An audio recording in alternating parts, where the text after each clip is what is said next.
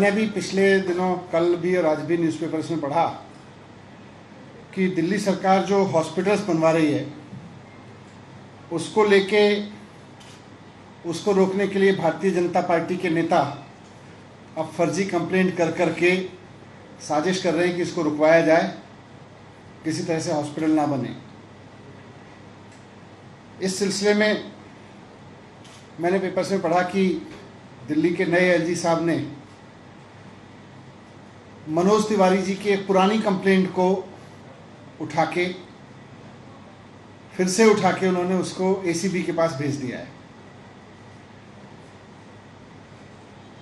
मैं कहना चाहता हूं कि हमारी पार्टी एक बहुत ईमानदार पार्टी है, ये सब लोग जानते हैं, कट्टर देशभक्त पार्टी है। हम किसी तरह की जांच से नहीं डरते।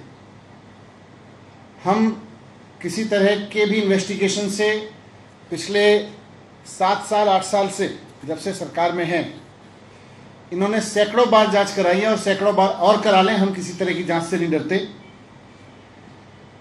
लेकिन जब आप काम रुकवाने की नीयत से अधिकारियों को जांच के दायरे में फंसाने की कोशिश करते हैं तो हम इसे घटिया हरकत कहते हैं। आप खुद तो काम करते नहीं, कहीं आपको कोई काम नहीं है, इतने सारे राज्यों में सरकारें, कहीं आपका कोई काम नहीं है। और जब एक सरकार ईमानदारी से काम कर रही है, मेहनत से काम कर रही है, तो उसके काम को रुकवाने के लिए, अधिकारियों को, इंजीनियर्स में डर पैदा करने के लिए आप ये फर्जी कंप्लेंट करते हैं।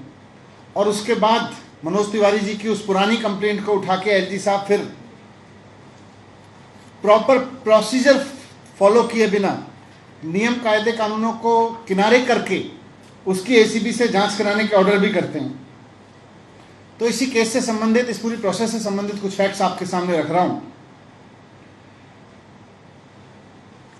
मनोज तिवारी जी बीजेपी के नेता हैं और उन्होंने अब से 2-2.5 साल पहले कंप्लेंट की थी कि साहब दिल्ली के स्कूल बनाने में बड़ा भ्रष्टाचार हो रहा है, बहुत भ्रष्टाचार हो गया, मनीष सिसोदिया ने पैसे खा लिए, मनीष सिसोदिया के रिश्तेदारों ने ठेके ले रखे हैं, केजरीवाल जी के रिश्तेदारों ने ठेके ले रखे हैं, आम आदमी पार्टी ने ये कर रखा है, वो कर रखा है। तो मनोज तिवारी जी ने खूब प्रेस कॉन्फ्रेंस वगैरह करके शिकायत की थी।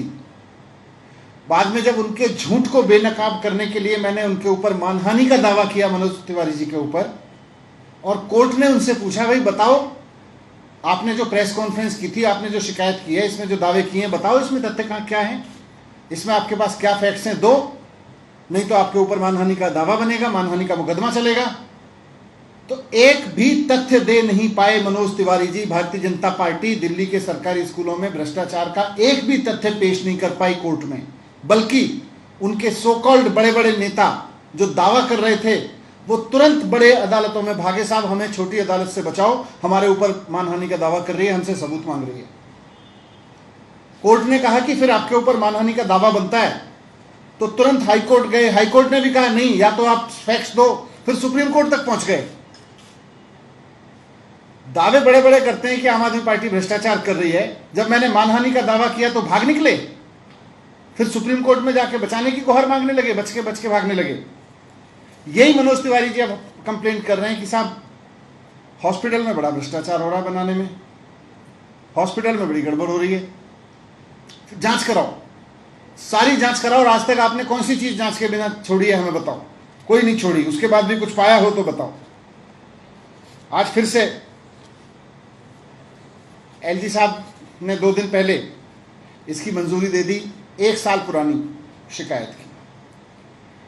अब मैं इस शिकायत के बारे में आपको 2 फैक्ट्स रखना चाहता हूं।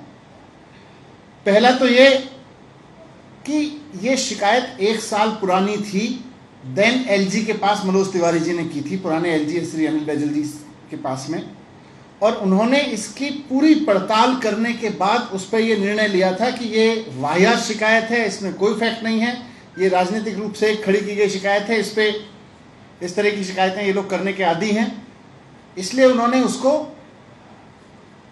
आगे जांच के लायक ही नहीं समझा। उन्होंने निर्णय लिया इस चीज पे। अब नए एलजी साहब ने वापस इस शिकायत को फिर से उठाया और इसको एसीबी को दे दिया।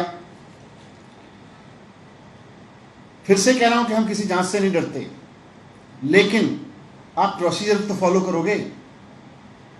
प्रिवेंशन ऑफ करप्शन एक्ट कहता है कि किसी भी, मैं आपको पढ़ के सुना देता हूं प्रिवेंशन ऑफ करप्शन एक्ट की लाइन। वो कहता है कि no police officer, in this case ACB और anybody, no police officer shall conduct any inquiry or investigation into any offense alleged to have been committed by a public servant, यहाँ पे एक engineer के खिलाफ शिकायत की गई है, public servant under this act where the alleged offense is relatable to any recommendation made or decision taken by such public servant in discharge of his official function or duties without the previous approval of state government।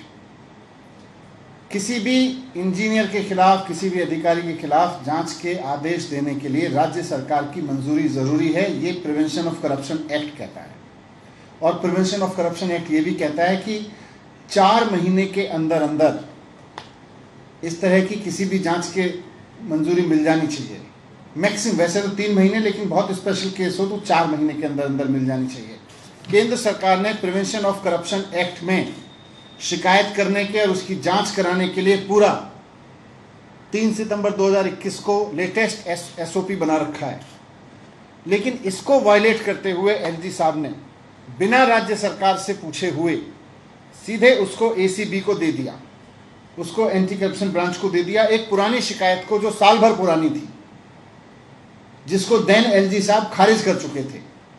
तो 2 ही चीजें हैं, या तो LG साहब पूरी तरह से, अब ये है भाई भाजपा का कोई भी कार्यकर्ता दिल्ली के किसी भी काम को रुकवाना चाहता है तो शिकायत करो, हम एसीबी को देंगे, इंजीनियर बेचारा डरेगा, नीचे जूनियर इंजीनियर डरेगा, नीचे अधिकारी काम करने वाला डरेगा, वो काम करना बंद कर देगा।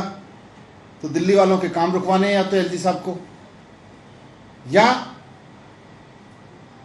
वो प्रोसीजर के बिना ही सारी चीजें करना चाहते हैं। प्रोसीजर के बिना तो कानून उनको अलाउ नहीं करता।